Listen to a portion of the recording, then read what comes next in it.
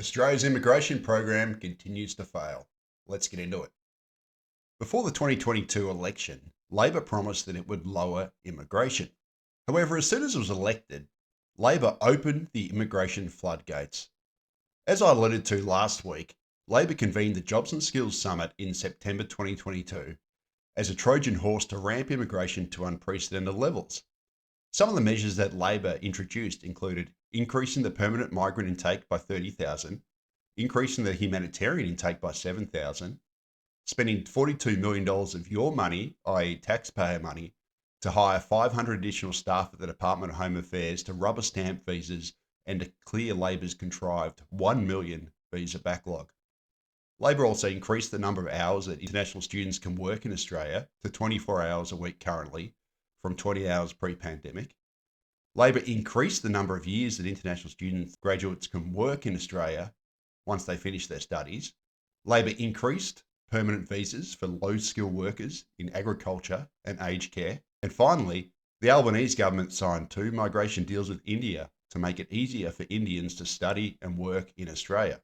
To nobody's surprise, net overseas migration rocketed, completely smashing the government's migration projections. The October 2022 federal budget projected that Australia's net overseas migration would be 235,000 financial year 2022 and financial year 2024. Instead, 1 million net overseas migrants have landed in Australia in the 2022 and 2023 calendar years. That's more than a doubling of migration versus Labor's initial projections. As these 3 charts show, Australia has achieved record permanent migration, record temporary migration, and record overall net migration.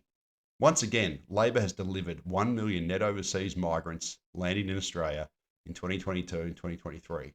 And guess what? They all need housing. To add insult to injury, immigration continues to run way ahead of Labor's projections. The May federal budget projected that net overseas migration would moderate to 395,000 in the 2023-2024 financial year, and then to 260,000 this financial year. The official quarterly net overseas migration numbers showed that 258,300 net migrants arrived in Australia in the second half of last year. This leaves only 136,700 worth of net overseas migration in Q1 and Q2 2024 to achieve the May federal budget's 395,000 net overseas migration projection. However, data released last week suggests that immigration continues to run way ahead of Labor's projections.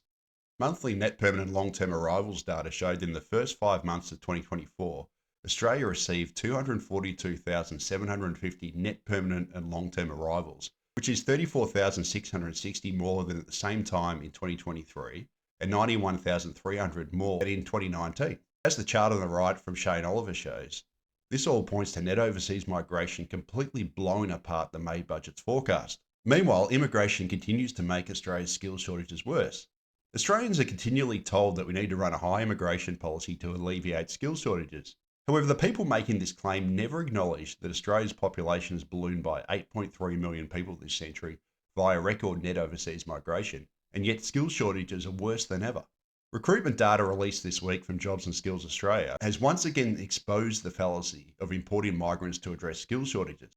Australia has experienced a greater claimed shortage of high-skilled workers than before the pandemic, even after importing 1 million net migrants in only 2 calendar years. So basically, we imported 1 million people in 2 years to solve the skills crisis, thereby fueling inflation and creating a rental crisis, and all we have to show for it is a worse skills crisis. You cannot make this stuff up. The reality of the situation is that Australia's so-called skilled migration system has always been a con. Data released earlier this year by the Committee of Economic Development Australia showed that Australia's skilled migrants are chronically underemployed and underpaid, earning more than 10% less than equivalent local workers. The Graduate Outcomes Survey shows that international graduate employment rates, participation rates, and median salaries are far below equivalent domestic graduates. And finally, Deloitte Access Economics showed that 44% of permanent migrants in Australia were working in jobs below their skill level in 2023. And most of these underemployed migrants also entered Australia via the skilled stream. Is it really any wonder that Australia suffers from chronic shortages of highly skilled workers, yet is way oversupplied with lower skilled workers? Let's get real for a moment. The people making the skills shortage claim never acknowledge that Australia's population has ballooned by 8.3 million people this century via record net overseas migration, and yet Australia's skills shortages get worse every single year. Australia's whack-a-mole migration system is literally making skills shortages worse. Anyway, thanks for watching once again. As usual, Labor's immigration projections have been way undercooked. They're going to come way over budget, and as a result, Australia has a worsening rental crisis. Despite promising lower immigration before the last election, Labor has instead delivered the biggest immigration boom in Australia's history into a constrained housing market. It's an inequality disaster in the making.